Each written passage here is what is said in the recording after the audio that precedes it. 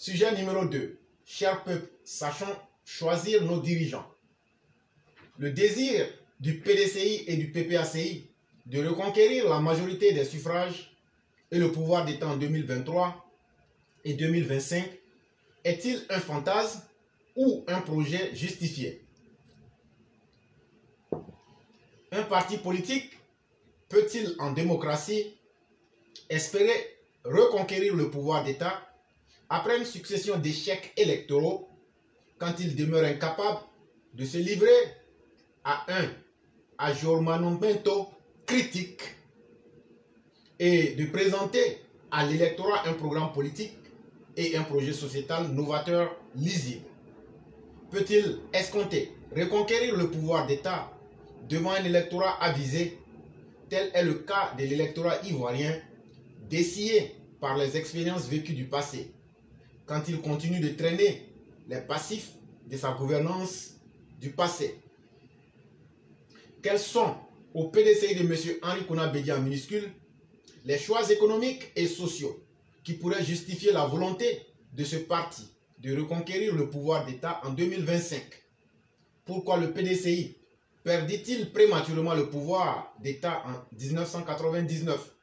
Le PDCI de M. Henri Konan Bédié, 5 fois en minuscule, a-t-il objectivement répondu à cette question en assumant ses responsabilités et sans se défausser sur des tierces? Gouvernera-t-il la Côte d'Ivoire selon le programme et le projet sociétal du nationalisme modernisateur, républicain, égalitariste et libéral du PDCI de Félix Houphouët-Boigny, dont il prétend être l'héritier? Transforma-t-il ce nationalisme modernisateur de manière progressiste selon l'esprit du temps de la modernisation et le porta-t-il plus loin pour répondre aux besoins de participation politique et d'intégration nationale de la diversité du peuple ivoirien? Eut-il à cœur de faire de la Côte d'Ivoire la locomotive économique et politique d'un cosmopolitisme africain d'inspiration oufouétienne? Pourquoi le FPI de Laurent Gbagbo, 50 fois en minuscule, fut-il battu à la régulière lors de la présidentielle de décembre 2010? Le FPI de Laurent Gbagbo, 20 fois en minuscule, a-t-il objectivement répondu à cette question en assumant ses responsabilités et sans se défausser sur des tierces? Monsieur Laurent Gbagbo, 200 fois en minuscule, mit-il en œuvre en Côte d'Ivoire durant sa gouvernance entre octobre 2020 et décembre 2010 un programme socialiste pour répondre aux besoins d'égalité et d'émancipation sociale et politique du plus grand nombre des Ivoiriens? Mit-il en œuvre un programme socialiste modernisateur et révolutionnaire destiné à socialiser le pouvoir et les moyens de production? Le socialisme républicain, humaniste et internationaliste était-il compatible avec l'ethno-nationalisme xénophobe et régressiste auquel s'était converti le FPI de Laurent Gbagbo, 500 fois en minuscule, en 2000? Quelles sont les catégories socio-professionnelles que le PDCI de M. Henri Konan Bédié en minuscule et le FPI représentent en Côte d'Ivoire? Quels projets économiques et sociaux défendent-ils respectivement? Quelle idée nationale et démocratique de la Côte d'Ivoire multiethnique et multiconfessionnelle défendent-ils respectivement? L'impasse faite sur ces questions fondamentales en ces partis exclusivement préoccupés de reconquérir le pouvoir d'État dans un esprit idolâtre illustre la dérive partitocratique et la crise de représentativité sociale qui gangrène l'actuelle opposition ivoirienne en particulier et la démocratie pluraliste africaine en général. Source Alexis Diet. Nous terminons définitivement avec le troisième sujet qui a pour titre les causes psychologiques de l'indigence du débat pragmatique et sociétal en nos jeunes démocraties pluralistes d'Afrique subsaharienne. Certains partis politiques ou certains chefs de parti en nos jeunes démocraties pluralistes ont la conviction d'être à même de conquérir le pouvoir d'État sans justifier d'un programme politique et d'un projet sociétal. Quel type de profil psychologique révèle cette conviction. Quel type d'action découle fatalement de ce profil psychologique?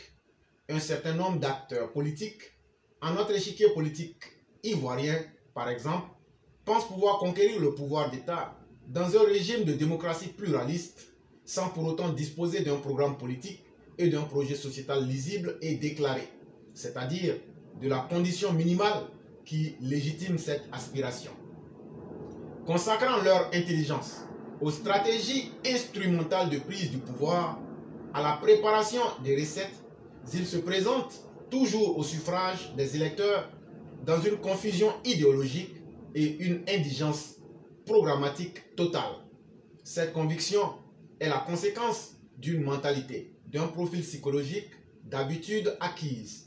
La psychologie scientifique a démontré que le caractère d'une personne et son inconscient profond déterminent en grande partie la nature de ses choix, de ses décisions et même de ses actions. La sociologie politique a aussi démontré que le choix, les décisions et les actions d'un acteur politique sont souvent déterminés par son caractère, par son profil psychologique et par ses habitudes acquises. Pour être animé par la conviction d'être à même de conquérir le pouvoir d'État dans un régime de démocratie pluraliste, sans disposer d'un programme et d'un projet sociétal déclaré et lisible, il faut être mentalement indifférent aux besoins et aux droits fondamentaux de la population. Il faut être indifférent à la stabilité politique de la cité, il faut être indifférent à l'intégrité de la nation, il faut être indifférent vis-à-vis des intérêts généraux et du bien commun. Il faut être animé par l'idée que la population est un bétail électoral, une masse manipulable par la propagande et les techniques instrumentales de désinformation et d'intoxication. Il faut penser que l'électorat est dénué d'intelligence, de capacité de jugement et de compréhension.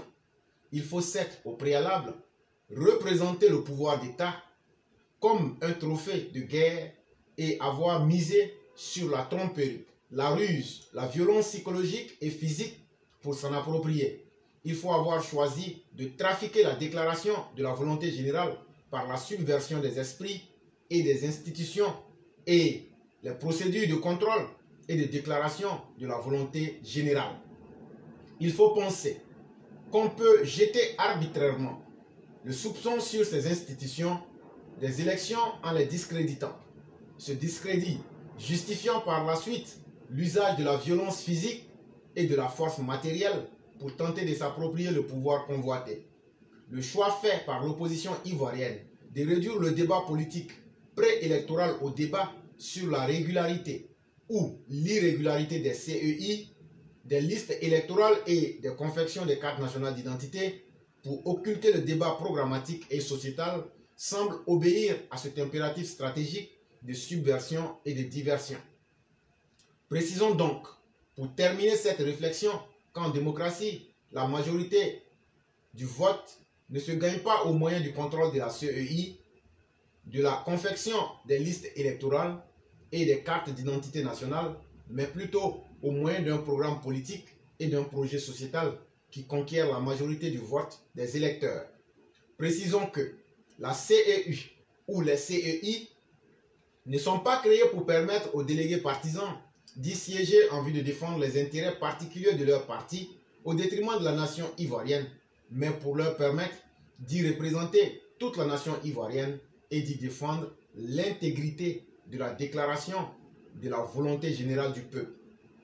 L'assurance de reconquérir le pouvoir d'État, en étant dénué des conditions minimales qui justifient cette aspiration, est caractéristique du profil psychologique des dictateurs, des autocrates et même des tyrans. C'est aussi un article d'Alexis Diet, notre aîné,